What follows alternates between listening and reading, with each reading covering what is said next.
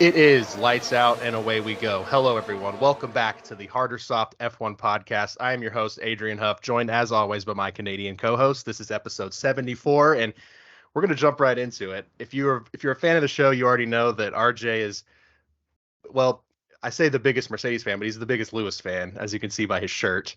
And Qatar was quite the eventful race for Mercedes. I mean, throughout the whole thing, but especially on the first lap. And we've sort of intentionally not discussed it off air so we can talk about it on air, obviously. So let me just hear your thoughts from the moment it happened to being able to reflect on the incident. I mean, right when it happened, obviously pretty pissed off. Really takes the excitement of watching a race right when it happens.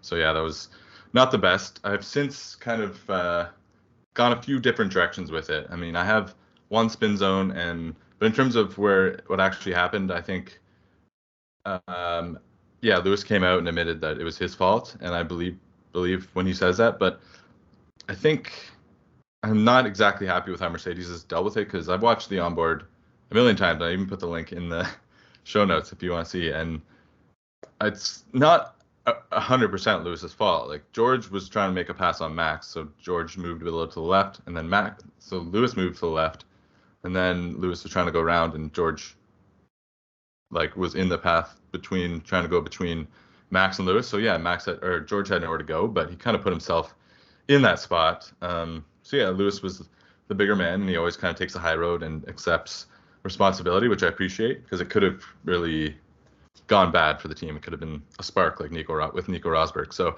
in that sense, proud of Lewis, but I don't love that it's just turned into everyone just accepting that it was 100% Lewis's fault, because I think it's maybe 60-40 or 70-30, but it's not like he made like a reckless move. But I guess my spin zone to it would be that it was, and we'll get into this a little more later, it was one of the most torturous, crazy, hard races that a lot of these drivers have ever gone through. So if there's any silver lining, it's that Lewis didn't have to do however many laps of that. He got to just kind of sit by and drink some water. So yeah, I guess that's kind of how I saw it and how kind of the stages I've gone through. It's been nice to have a few days to come down off it, because it was not what you want, especially when you want him to chase down Sergio for a second. But yeah, he didn't have a great week either. So what did you think of, as a non-biased person? I mean, you're a little biased, but not as biased as me.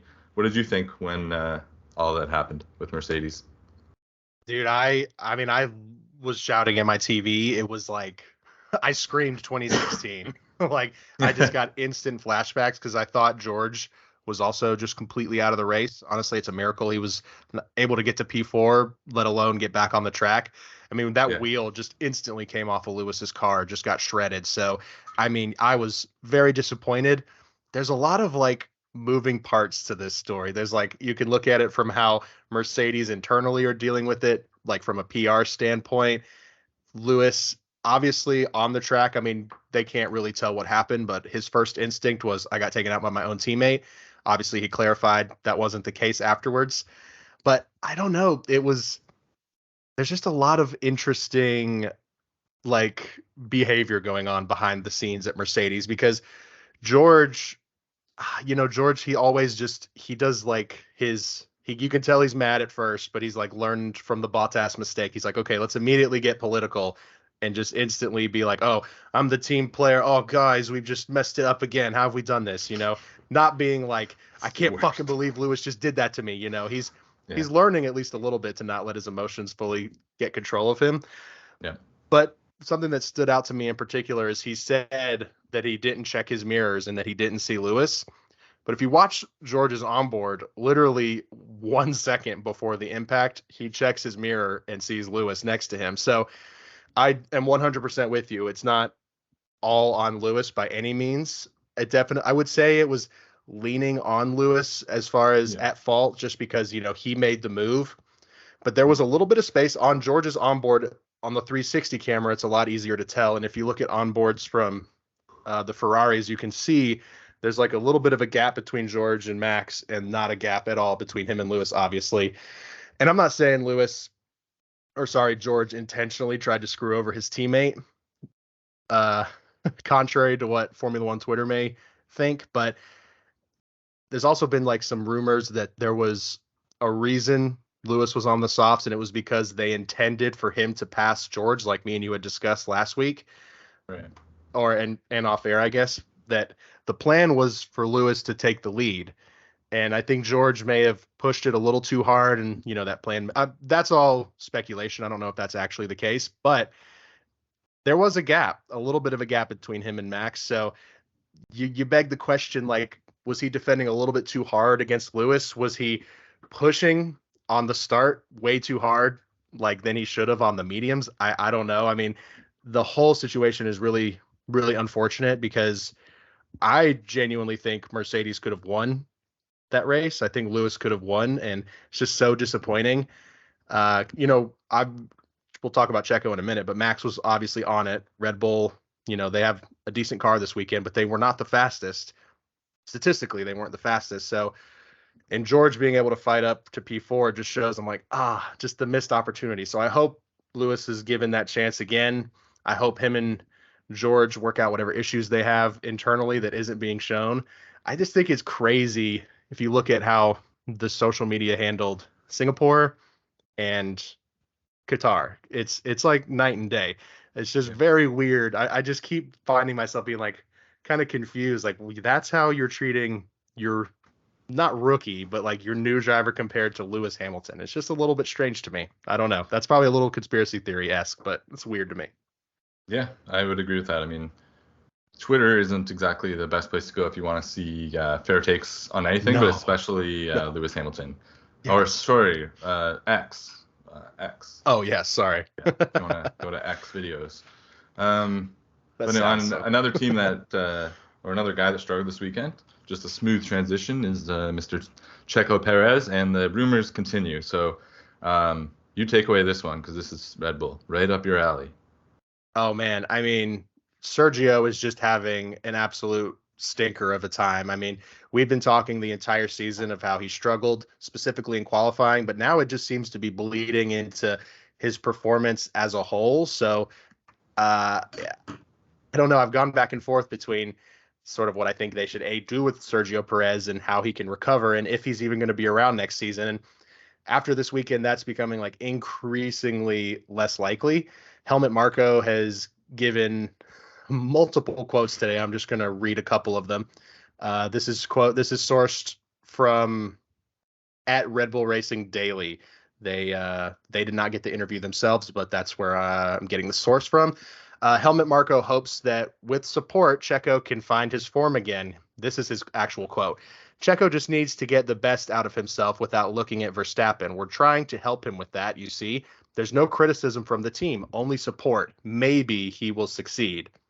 Another quote was Helmut Marko responds to Gerard Berger, who said it would be wise for Checo to leave Red Bull in his own interest. And Helmut said, quote, "You don't have to hear an answer from me on that," just before the Mexican GP. And there's also been another quote. Let me see. Oh, here it is. Helmut Marko reassures that Red Bull will respect Checo's contract as they don't have any alternatives. Quote, "I repeat myself, but Perez has a contract and we want to respect it. We just don't have any alternatives. Otherwise, he might have a problem."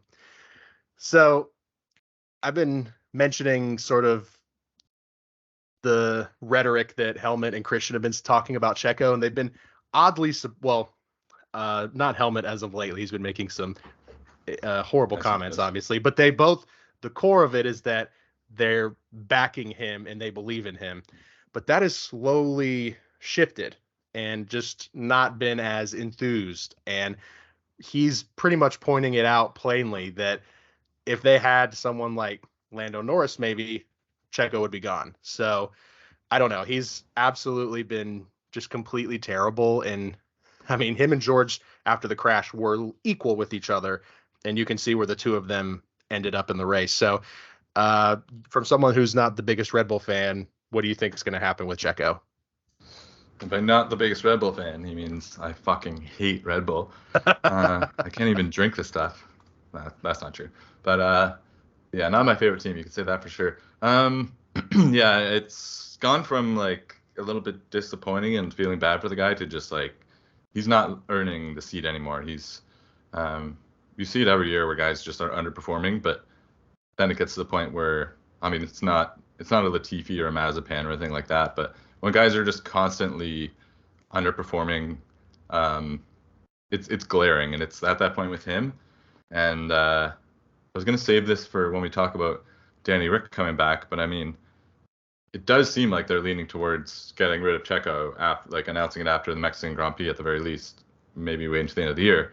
In that case, like, how do we rate Liam Lawson? Like, how do we think now that he's probably done with Danny Rick coming back? How do we rate his time with AlphaTauri? And is he, if Checo's gone, then it seems like, I mean, I know they say they have no options, but they do have two options: Liam Lawson and Daniel Ricciardo. And then also if they want to try and poach a guy like Lando. So there are options. I know they're just saying that, but Absolutely. yeah, like, do we think if Checo is out, now that it's becoming a possible reality, do we think Daniel's in the front runner for that situation, or is Liam kind of nosed his way through? Because I would say he did amazingly well, like maybe Oh at yeah. least A minus. Absolutely. His performance in Qatar wasn't amazing, but I Right. mean, you had drivers literally retiring because they were just passing out almost. I mean, Lance Stroll was passing out. We'll get to the conditions at Qatar in just a minute, but I don't know. Yeah, the not having any alternatives comment is just a little interesting to me. I feel like in his own mind, he's sort of phrasing that like everyone on the grid is already contractually obligated to drive for 2024 for their team, so it's not like we can poach anybody. But he's full of himself or just completely delusional if he doesn't realize they've got Or both. three drivers. I mean, you could even throw Yuki Tsunoda. He may not like challenge Max in any way, but he could be put in that car and probably put in the same subpar results as Sergio Perez. So I Mhm. don't buy that. I think if this had been Red Bull in 2019, we might have seen Liam Lawson just put in the hot seat to see what happens. But I think after Pierre and Alex, they're just very scared to do that just because I think they themselves have realized that's a lot of pressure for a rookie, especially. I mean, some guys thrive in that, but not everybody's going to thrive in that environment. That doesn't necessarily mean that they're not capable of driving in that position. But Sergio, I think, has proven that whether it's Max or he's getting in his own head, he's just not capable of putting in the performance that this team needs. I personally think he will probably be removed. It'll be announced probably in the midseason or the off season, I mean, Yeah. and definitely after the Mexican GP. I would rate Daniel to be put in that car, but just from the sort of language they're saying out in the PR and the interviews, it doesn't seem like they're even entertaining that. I know they are because it just felt like they had like such a big PR and like hype boost for Daniel when they first brought him back to AlphaTauri, which they're obviously going to do that, but emphasizing how fast he was in the Red Bull 19, I don't know. I could see it happen, especially if Sergio just does not do anything really for the rest of the season. If he was able to maybe get a win somehow miraculously this in the last five races, then I could see it, but it's not going to happen. And he he had that little shunt as well with Ocon and Nico as well, which was just another thing that he just did not need to add to his list of damages. Well, that's arguable. I don't know if that was necessarily Sergio's fault. No, I but would still. I mean, yeah, it's a little bit brave to be the third car and kind of it wasn't necessarily a Yeah. dive bomb, but zero blame on Ocon for that one, even though his move was what caused the crash. But yeah, I guess we can sort of discuss Qatar and sort of what the drivers were having to deal with. I mean, Lance, he had his own little issues earlier in the weekend, Yeah. but I'm not sure if we had yeah, we do. Okay. I just wanted to make sure Yeah. I didn't We'll just get to completely that. steamroll over that. But he, besides what we'll discuss in just a moment, but he was seen literally almost passing out on the straight. Ocon claims that he was throwing up like water and stuff in his helmet. Logan obviously had to retire. Do you think it's safe for them to continue racing here for another 10 years like they're contractually binded to? Or do you think their promise to help this issue in the future will somehow happen? I don't see that, but how? The only thing I can think is to move it to a later date in the year, kind of like they had with the World Cup, like move it to like late November or December. I don't know if that's the case for next season. Because yeah, it's completely unsustainable the way it was right now. I mean, I just had a screenshot of all and you kind of alluded to a couple of them, but yeah, Esteban Ocon admitted he vomited several times in his helmet around lap 15. So he had to drive around with that. That's disgusting. George Russell admitted he was close to fainting and was seen regularly lifting his visor and stretching his arms out of his cockpit to catch the odd gasp of air. Logan Sargent retired because he felt unwell and couldn't cope with the conditions any longer. Lance Stroll was seen struggling to extract himself from his car and walk straight to the ambulance. He later admitted he was passing out whilst driving, which there was a clip where you could see his head just kind of like nod off to the side for a quick second, which is terrifying. Alex Albon also struggled to get out of his car and needed assistance from his team. He was then taken to the medical center to be treated for acute heat exposure. Fernando Alonso asked for water to be thrown on him during a pit stop due to his seat burning, but it was not allowed. Charles Leclerc said that vision was becoming an issue, and Lando Norris told the media that several drivers had fainted in the medical center. So, I mean, I know they're athletes and they're not expected, it's not expected for everything to be easy breezy all the time, but like I'm just going to say it, someone could have died very easily. Like Logan Sargent, I think at first people were, I think it was David Coulthard kind of was ripping into him I saw a clip where on the broadcast, he was ripping into Logan Sargent, like that no one should ever retire from a race, like he's not tough enough, blah, blah, blah. But I commend him for it because obviously he didn't want to, he was pushing himself to the limit. And if he doesn't, and he passes out for a second, 2 seconds and crashes, like he's dead, probably most likely, and other guys could be too. So, I mean, I think there's no shame, as I said on his radio, there's no shame in retiring, and I completely agree with that. So, yeah, I mean, we're gonna have to see some sort of changes. I don't know, other than moving it later in the year. But I mean, it's already a night race. Yeah, right. I don't know. Like, is there anything that you can think of to change? And I think another factor in it was also that they were basically having to do quali laps all race long, they were saying, so they were pushing themselves to the limit in terms of that sense as well. So, A, what do you think they can do about the heat issues? And B, what did you think of like this? I don't know, I have it down there as tire stint limits, basically saying they can only do maximum of 18 laps, which includes all sessions on each tire. So, yeah, what did you think of those two things? I thought the tire rule change was kind of an interesting like change. I like when they slightly changed up the format to improve, or the goal is to improve racing or safety. Obviously, I'm gonna support that. It just sort of lends to my thought of like, is it worth racing in Qatar? You know, if we're having to change the rules mid-weekend, while it did make for some amazing racing, yes, it contributed to the heat issues. Like, I'm not going to lie, the whole time I was extremely engaged because you had Oscar Piastri running in like P11. And it's like, oh, but he just pit. Every driver in front of him is going to pit again in the next 6 laps, and he's going to be back up to P2. And you're just keeping track of the stints.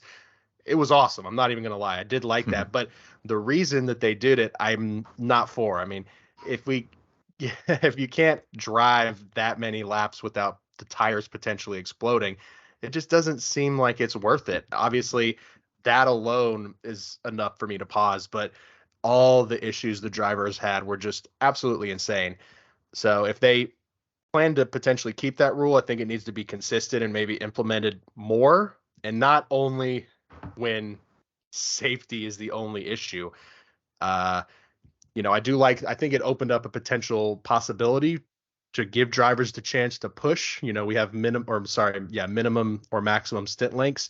I do like that, but the whole environment in Qatar was just, it wasn't a vibe for me. And I know the drivers, none of them liked it. I mean, all the examples you quoted, and I'm pretty sure every single driver, either in the media or on Twitter, said that's the hardest race of my career, just bringing it to the finish line.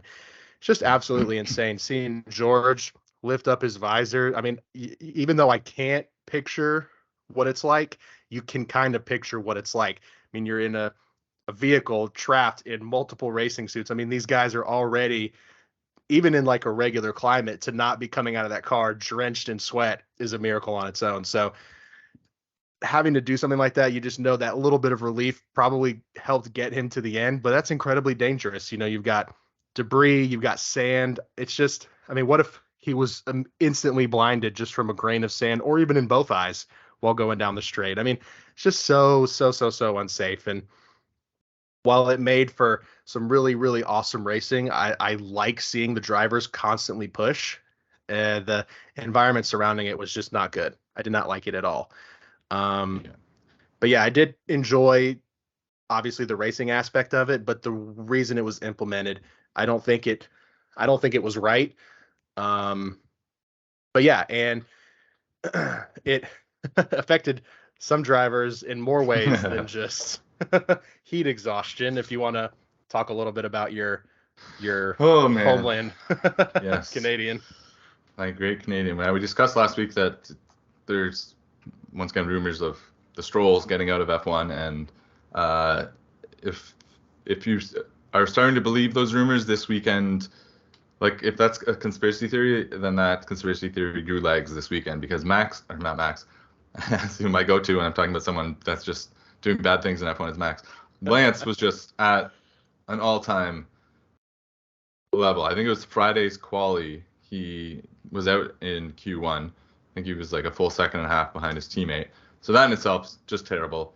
And then we see him getting out of his car and getting a little bit like he's trying to walk away and his trainer's trying to grab him, and then he literally just shoves his trainer, apparently punched a wall. And then, I mean, I have the audio on my phone, but it's probably not worth playing. I can maybe put it in the video. He does an interview where he's just such an asshole. I mean, I'm not even need to go into why he wasn't like they're obligated to these interviews, but it was incredibly rude and just he looks like he doesn't want to be there. He doesn't want to be there at all. Yeah, I don't even recall how he did in the race. I don't remember seeing too much of him. But yeah, it was humorous and it gave us something to kind of post on social media and talk about. But it's very childish and like yeah, you can tell his head's not in it really anymore. And if your head's not in it, you should get out before something bad happens. Because that clip of him going down the straight and him looking like he passed out for a quick second is pretty scary, along with the crash he had a few weeks ago. So yeah, what's your take on Lancey Pants and his antics this weekend? Oh man, if you want to go to our TikTok at Harder Soft F1, I posted a full 5-minute video of my thoughts immediately after the interview went out. You can watch that. But yeah, I mean, it's hard because I like to clown on Lance Stroll. I don't think he's very good, but I do see the passion. I get being frustrated, especially when you're just consistently not doing very well. Yeah, cursing, saying shit on live TV, not a great look. And he just seemed just so checked out, like just not wanting to be there. Oddly enough, he seemed to be in better spirits after the Grand Prix when he looked like he was literally like dying of dehydration. So that's a little bit strange. But that alone, I was just kind of like, oh, come on, dude. I was like, this is classic spoiled kid behavior. And then he throws well, this was before the interview, obviously, but then we saw that he threw his steering wheel, shoved his personal trainer. I mean, it's just like, it's just wild to me, especially because we covered this last week talking about how their future is in question, especially Lance's. Um, and his quote afterwards saying that his personal trainer is a bro, so it's all good. That's such a Lance comment. I mean, even if I understand athletes get heated. Sometimes you might push your friend like, get off me, I don't want to talk right now. Like that's okay, but like doing it on such a big platform when you're already not doing very well, just the whole situation just was not a good look for him. So I I do think we'll probably see him next year, but I think next year could be his last year in F1 at least. That could go for his father too. I'm not sure. Yeah, we'll see. I also just want to add that there could have been more that happened also after the shove, because that was right before they walked into behind the paddock, because the FIA is investigating his actions. So I don't know if that's just because the unprofessionalism of what we saw, or if there's something else that went on behind the scenes. But remains to be seen if we'll find out about that. But certainly interesting if they do. If they release a report and we find out something went on behind those doors. But yeah, at this point, kind of wouldn't mind the Strolls getting out of it. But again, as we talked about last week, the cost of that may be the Saudi fund getting their Yes. clause in a little stronger. So we'll save that debate for a further day. We've seen it coming for a long time, but your boy Max clinched. So He did. go ahead. So yeah, Max was able to clinch the championship. It's kind of interesting because when Lance did that whole shove thing, a lot of people were comparing it to when Max shoved Esteban Ocon in Brazil back in 2017, 2018. Personally, I think that's a little bit different. I obviously have to say, violence is obviously never what you should do. You should never assault somebody. You should never assault a fellow athlete, especially. But you cannot, at least to me, say that those are the same situation. Max was winning the race and got taken out by a blue flag, a back marker. So obviously you can see the frustration. To me, that sort of reads a little like Michael Schumacher, not justifying the behavior whatsoever, just more like I understand the passion more from his perspective. Again, not justifying it whatsoever, but I see none of that with Stroll, which is probably why Max was able to win a championship in a sprint race, the first person to ever get a world championship officially from a sprint race. All he had to do was secure P2. Was it P2? P6. I believe P6. Yeah, sorry. He had to get 2 more points than Sergio Perez or something like that. That was an easy feat for him. And yes, he became the 3-time, in the record books apparently, 3-time world champion. And again, Max is just famous for having these unorthodox championship wins and celebrations. And they did have the whole podium ready for them to drive the car up, but everybody was focused on Piastri winning the sprint race, which to me was more exciting as a Max supporter. Not only because Oscar's on my fantasy team that we haven't really kept the clock of for so long because Max has just gone in the distance and ruined the whole thing, which is okay. But I was a little bit more focused on McLaren, obviously. I mean, we can dive into that right now if we want to. But yeah, perfect. Go for it. Yeah, so because you've been a long-time Lando supporter, so. Yeah, I've always loved Lando, and then Oscar's definitely right up there now. My 3rd favorite on the grid. So, really happy. I mean, if there's any consolation to Max winning, it's that it was one time that he didn't win. He came 2nd. So it's kind of nice that it takes a bit away from Oscar having his first win, also have the Max Verstappen call in the race. But I guess that's kind of cool if you're showing your kids one day, like my first time I ever won a race, I beat Max Verstappen, and he was winning the championship. So that's pretty cool.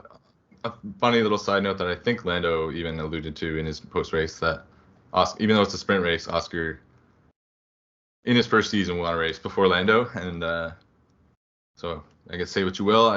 Lando himself says he should have been fighting for 2 wins. He had a bit of a tough weekend, but it's all relative now compared to where they were. They've come so far. Great weekend, yes. Double podium and winning a sprint race. So really, really good weekend for McLaren. Their rise this year has been unbelievable. So looks good going into next year. Like McLaren, Mercedes, Ferrari, I guess, got pretty good pace as well. Like should be, hopefully with some off-season developments, will be a little closer. But for the rest of the year with Red Bull's going to be focusing on next year's car now. They have nothing else to really fight for. I'm sure Max wants to put more wins on the board, but we could very well see a McLaren race win. Do you think that's more likely? Like, which of the teams other than Red Bull do you think is most likely to get a race win in these next 5 races? And I guess 6 if you include the sprint. We won't include the sprint race. Yeah, I'm going to definitely say McLaren. If you had asked me based off last season, obviously it was Mercedes. That's who I would have said. Up until 4 races ago, I would have said probably Ferrari, just because of Carlos Sainz, getting his pole, and it felt like, the energy was shifting a little bit. But that was also another thing I feel like nobody really discussed. I just got completely blown over by all the other shit that happened was Carlos Sainz not able to race. Yeah, honestly, true, the one race that you're not able to have, or the one race that you have engine failure and not able to start, that was the one. So yeah. I know in the back of his mind, he was like, with that's Lewis, Yeah, same thing with Lewis. Like if it's gonna happen, Yes. I mean, yes, Lewis could have potentially won and literally caught up to Checo, but anyways, we don't need to dwell on that. Yes, unfortunate, but I'm extremely stoked for McLaren. Three for Lando at least. That's 3 races in a row with a podium, and Oscar getting his. That's two back-to-back double podiums with including Oscar is just really, really unbelievable. I mean, last week we discussed what the gap was to McLaren and Aston Martin and sort of what the championship battle is looking like, but I would I would almost guarantee McLaren will pass Aston Martin in the drivers championship without a doubt. I know the team obviously because Max has already won the team constructors championship is what everybody's focused on now. Even George himself is saying P2 is all I'm worried about for Mercedes, not Lewis, obviously. Yeah, that's but clear. It's great to see, and I just hope McLaren are able to they're just continuing to build, getting the fastest pit stop of all time as well Yeah, this weekend.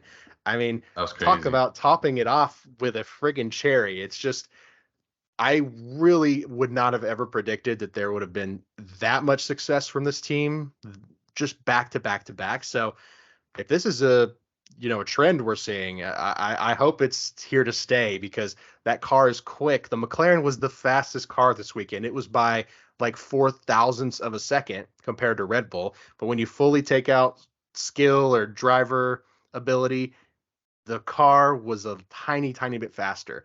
Was Red So Bull pushing them at their max though? it's another good question because there was even that weird little moment in the practice session where GP asked Max if he would do that last little bit flat out, Yeah. and Max just straight Uh, up didn't do it, which I thought was why would funny. we do that? I think he said that like, why would I do that? And Why like, would I like do that? because we asked you to, and then he just didn't do it.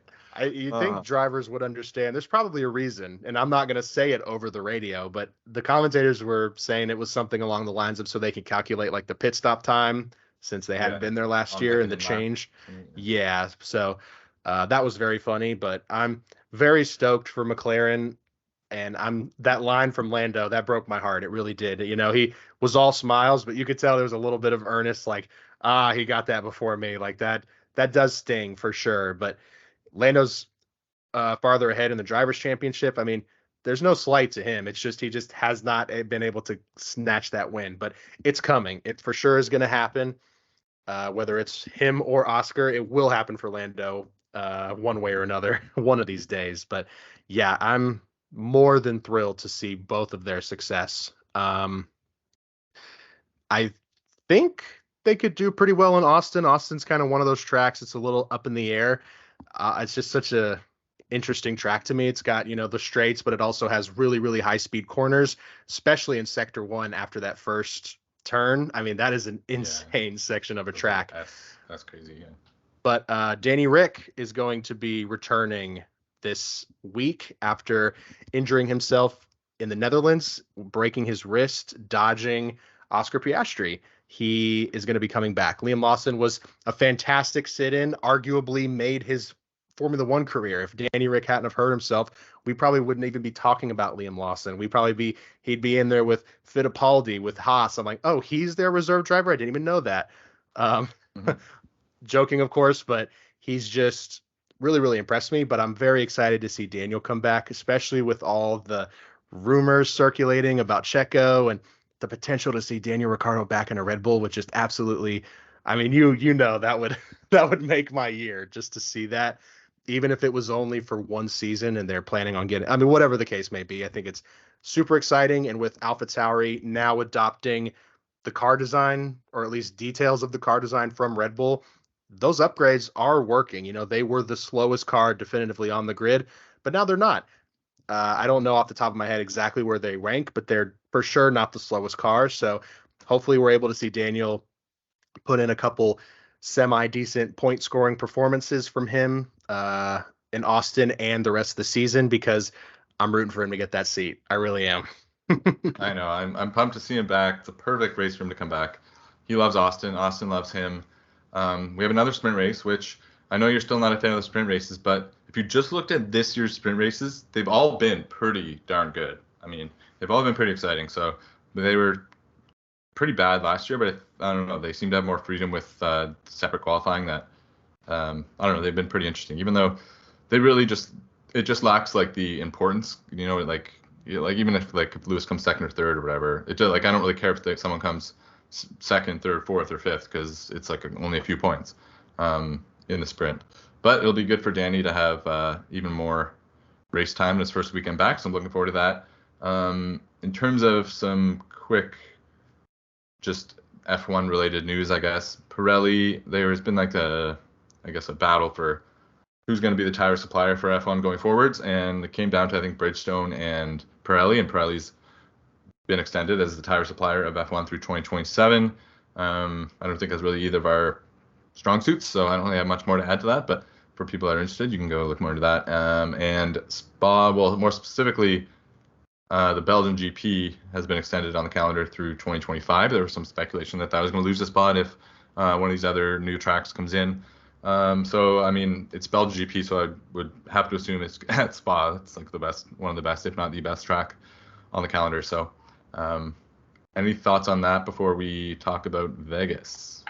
Oh man, they need to start checking that weather report before they schedule Spa. God, that's such bad luck. They have. I mean, yeah, Spa's one of, if not my favorite tracks. I don't think there's any reason it should ever leave the calendar, so I'm very thrilled it's staying. It's sort of some people are trashing it, but I think it's amazing. The new Forza game on Xbox, Forza Motorsport. A couple of people are just not really thrilled on the car customization. Lots of like minor details as far as like the actual cars go, but the career mode, it's extremely simple. You just do different tours, but it's very, very fun. But one thing I really, really like about it is you can rent, they call it, any car in the game. You can try it on any track. You don't gain XP, but you get to play. You can try the car. It's not like you have to pay and microtransaction crap. You know, they do have their own currency if you want to permanently purchase the car and customize it, all that crap. But there's something really cool about driving a 1990 F1 McLaren in Spa. It just feels right. It really is. And the sound is really cool. Playing in first person, it's a little bit different from the Formula One game, obviously. So it's not like the most authentic experience. So it's very, very fun, though. I'm highly enjoying that. So I just wanted to quickly mention that. I wanted to show a little love to that game because people are trashing it for some reason. But yes, Vegas is been the hot topic as far as GPs go. This is going to be its first year, its inaugural season. I've been very excited. I hope to one day attend it. It's been a little disappointing seeing all the damage they've done to the strip to get this thing ready. But today they released the official schedule. All of these times are in Pacific Standard Time. So if you're from North America, that's going to be the West Coast time. California, if you're from Europe, just know it's going to be pretty early for you, I think. I wish I had translated these times to Europe just to see how all the fans that get to watch races at normal times that don't have to wake up at 7 or 6 a.m. like we do. I want to know what they're having to go through, but it's not going to be. So you're reading their Vegas's local time is what you're going to be reading. Yes. Sorry. I know I've made that a little confusing. So if it's 12 o'clock there, it's 3 o'clock here. So we're 3 hours ahead of them. Yes. So me and you are on Europe and Canada. I'm down here in Georgia. We're on Eastern time. So yeah, I'll just translate it. So Wednesday, it will be the opening ceremony. It'll happen Wednesday, November 5th at 7:30 p.m. Vegas time. So that's going to be 10:30 our time. And then we've got practice 1, 8:30, practice 2, midnight. So that is 3 o'clock in the morning for me and you for practice 2.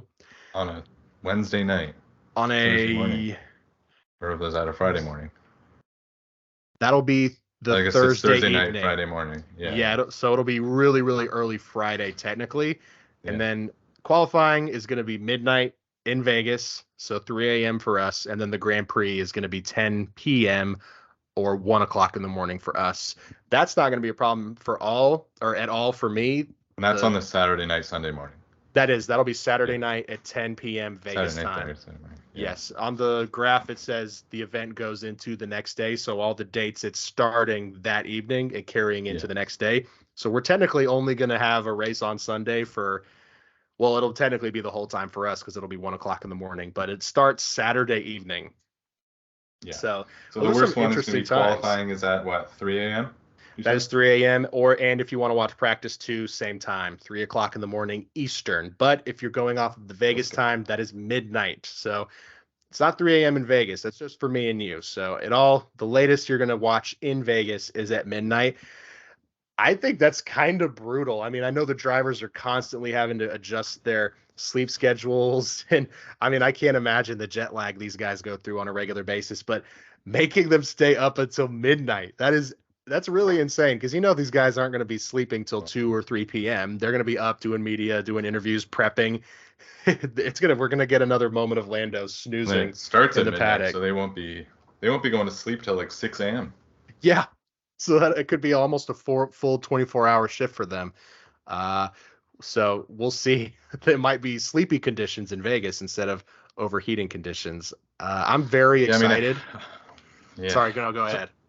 I was going to add that, yeah, I'm very, very excited, but I don't know. I haven't really seen too much good stuff coming out of it. I don't want to yuck anyone's yum, but I really have high hopes for it, and I know it's going to be an absolute spectacle, but I really just don't want it to flop on its face because, I don't know, the track remains to be seen how they like the track, but I can't imagine the surface is going to be that great.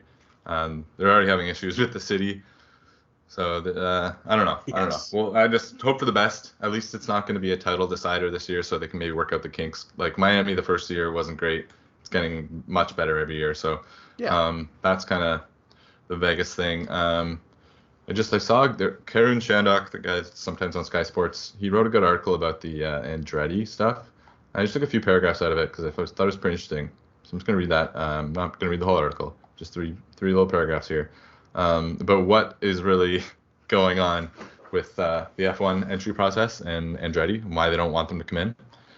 Interesting. So basically, the F1 entry process, any team who wants to compete in F1 has to go through a 3-phase process. Phase 1 is really invite any new teams to express an interest in entering the championship. In this case, there were 4 teams that did that. In Phase 2, the teams are assessed on their sporting and technical ability, the ability of the team to raise and maintain sufficient funding to allow participation in the championship at a competitive level, and the team's experience and human resources.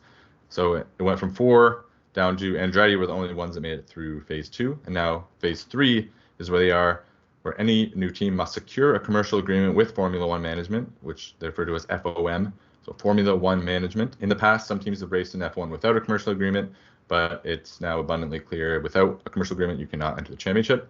So that's where it looks like Andretti's plans are going to stall. So the position of F1 in the existing 10 teams, there's 3 brackets under which the teams seem to be unhappy with the potential Andretti entry. 1, the valuation of their teams. B, dilution of their income from FOM, Formula One management, which we discussed about with Lance Stroll's dad, Lawrence Stroll. If he sells the team, the dilution of the value. And then C, battling another team for the sponsorship pool coming into F1, which that's fair as well, I guess. In general, they all seem to publicly be saying that any new team should only be allowed if they add value to the championship, and this is something between Formula One management and Andretti to work out, but behind the scenes, they're not happy. So just one last thing to add to that. It's always been pretty murky about how much the teams actually are paid by Formula One management, like at the end of the year. But because they're having to do all the financials of this, some of it is sort of coming out. So basically, there's a thing called the Concord Agreement, which is the agreement between Formula One management and the teams, like pay them out. It's confidential at the moment, but it's widely rumored that about $1.4 billion US is divided up between the teams. So it's believed about $400 million is paid as a bonus to the winner of Constructors' Championship. So Red Bull just got $400 million. They're the only ones that get that. Plus, with the remaining $1 billion left over, that's divided up in a sliding scale amongst the teams. So Red Bull gets about 14% of that, and the lowest team gets about 6%. So not only are they getting that $400 million, they're also going to get, out of $1 billion, 14%, like another $140 million. So they're getting like $540 million, whereas some teams are only going to get like $60 million. So you can see why once a team starts winning, they really start dominating because they just have so much more money. So yeah, basically, if Andretti join the grid, the existing teams will be negatively affected as the $1 billion pie will be divided by 11 ways instead of 10 ways, leaving them poor by about an average of $5 million per year, which doesn't sound like much, but to a team like Williams, like James Vowles said, he doesn't want Andretti to come in because Williams, for example, isn't making money. They're having to they're losing money being in the sport because they don't have like the backing of a Red Bull. Like some teams can just write it off their losses as like a marketing expense basically, but they can't do that. So yeah, I mean, there's kind of a lot of information in a short little package there, but it kind of explains from both sides like what Andretti's gone through. We know, and I think as fans, we all want Andretti to be in. Just adding 2 more drivers and an American team would be really cool. But when you look at it from some of the teams, they're saying, well, if an American team comes in, they're probably going to get all the big sponsors. And we're already losing money. It's going to cut into the money we make. So I don't know. I'm sure they can solve that with more money from Andretti being put into a pool or something. But yeah, do you have any reaction to that? Well, the figures I'd ever really looked into that is just ridiculous to me. I would have never assumed that over 40% of the whole pot is given to the winner, and then on top of that they're given the highest percentage. Like, that is insane to me. I mean, that is not really, I mean, that kind of makes sense why the W14, I think I have that right, or so many iterations of the Mercedes was just a dominating force that couldn't be touched. I mean, that is a ridiculous amount of money, an incomprehensible amount of money. So yeah, I'm not going to pretend like I understand the financial aspect of what these teams have to deal with. You know, for sure, like you said, a team like Williams and Haas are going to struggle to get the partnerships and the sponsor money when they're only making, you know, $30-40 million a year potentially. When one crash, I mean, I think Logan Sargent has cost them almost $4 million, which, you think about it in the scale, like you just said, shows how much of an impact a crash like that has on a team like them. Mm-hmm. As far as Andretti goes, I mean, I think, yeah, they're in the third stage now, like you said, talking with the Formula One management. To me, there's no doubt in my mind that Andretti will add value to Formula One as a whole. It will bring in more money. I do think that they sort of got a little bit self-inflated. They thought the sport was growing a little bit faster than it actually was. Now you've got people saying that the sport is dead, just completely stupid people, but it's not growing at the rate it was in 2021, which, if you're not a moron, I think you'd realize that was never going to sustain for years at a time. Of course. But it is growing, and Andretti would be, I think, a really big boost to that. I mean, I don't think they could potentially take away a sponsor from a team, but that's just the name of the game. I mean, who's to say? I mean, Williams just took Puma from Mercedes, so they announced that today. So Williams have one more big sponsor, I guess, to give them a little bit more money, so that'll help them pay Logan's damage bills. I think there's like a rising tide floats all boats as well. Like, if F1 in general is going up because of a team like Andretti coming in, I mean, sometimes F1, they just kind of like ass backwards with their like opposing things, where like, do they want to grow it in the US or not? Because they've seen in years like 2021 the extreme boom in the US and North America. If they get that, it just increases their value so much. But then there's things like this where they're really pushing against Andretti. I think they're going to get in the long run. It's too late for 2025, I think, but 2026, I think they'll get in. But then they do things like moving the Vegas. Maybe this is a heat-related thing, but the Vegas race, moving that to midnight, and people in North America that aren't big F1 fans aren't going to be staying up that late at night to be watching F1. So, like, what are we trying to do here? I know it's not their biggest goal, but they've said it's one of their biggest goals is to raise the profile of F1 in North America, and they've taken steps towards that, but then they kind of shoot themselves in the foot a little bit with certain things like this. So yeah, we'll have some time to discuss that because that's November. But yeah, next week we'll be back for Austin. I do have to give you an update to let you know.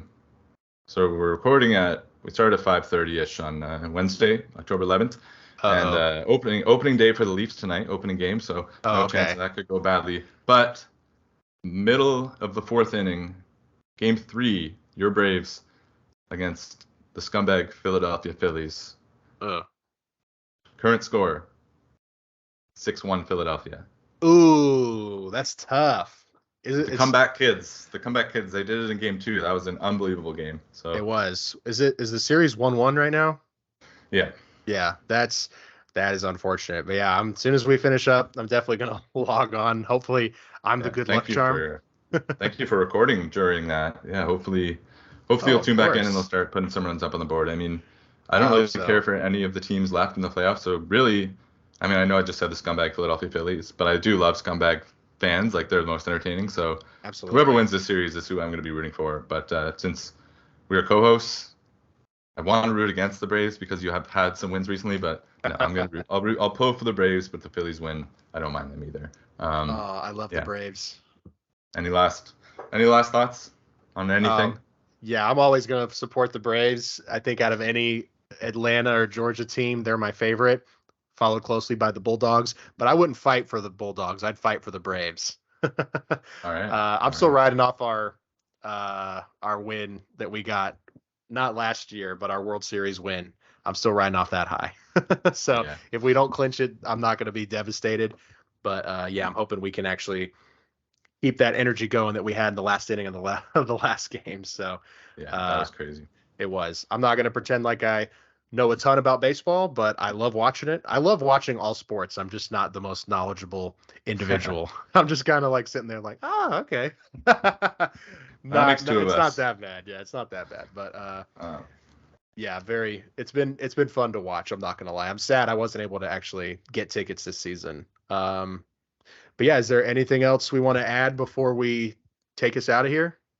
No, I mean, usually when we do episodes a couple days after a race, we don't really discuss the past race too much because, like, everyone's that's going to listen to the podcast has usually seen it. But that was just such a crazy, like, one-off situation of a race that we really wanted to dig into it. So hope people enjoyed that.